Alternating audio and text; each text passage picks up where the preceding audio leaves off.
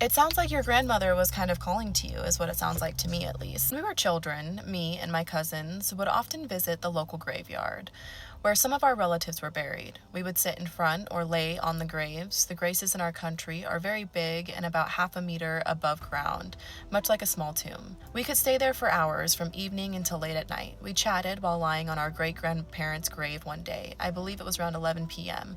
Night sky full of stars. That day, I was alone.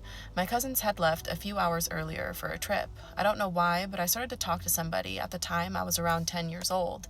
Somebody or something, I don't know, but I eventually felt my eyes getting heavy. I got up to leave, but something caught my eye. I turned around. Nothing. I don't know what I was thinking. I walked closer and closer to where I had seen the presence, or what you could call it. It was like a force pulling me towards itself. That was when I noticed I was going towards the field with the olive trees behind the cemetery. In my 10-year-old brain, this was a sign to run. I tried. I failed. My heart sank and I started panicking.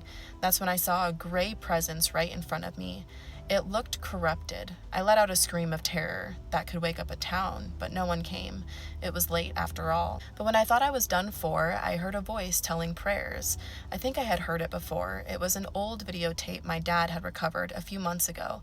It was after my great-great-grandmother's. After what seemed like fractions of a second, it was morning. I was still laying on my great-great-grandmother's grave like nothing had happened. My cousin found me and said they were looking for me and were worried sick. When I got home, I made the excuse I had fallen asleep at the cemetery by accident. They believed me. Above the fireplace, there was a now picture with a familiar face that was also on the grave that I was laying on. The picture wasn't on the fireplace yesterday or ever, but everyone was acting like it was always there. I never sat alone at the cemetery again, and never after sunset. OP, thank you so much for sending this in. It definitely sounds like it was your grandmother calling to you. I don't know if there's some type of bad juju in regards to olive trees, but I'm glad that your instinct kicked in and said, bad news bears, let's get out of this situation that we just put ourselves in. That's a fantastic idea. I also kind of find it odd that just at 10 years old, you were allowed to go and just like hang out at a graveyard. I myself, my mom was very protective and definitely, she didn't let us do anything really. Like in general, we couldn't like spend the night at friends' houses and stuff. When we got to around like 12 and 13 is when she was like, yeah, go do what you want to do. But she always knew where we were. We had cell phones, etc. So we were very well watched.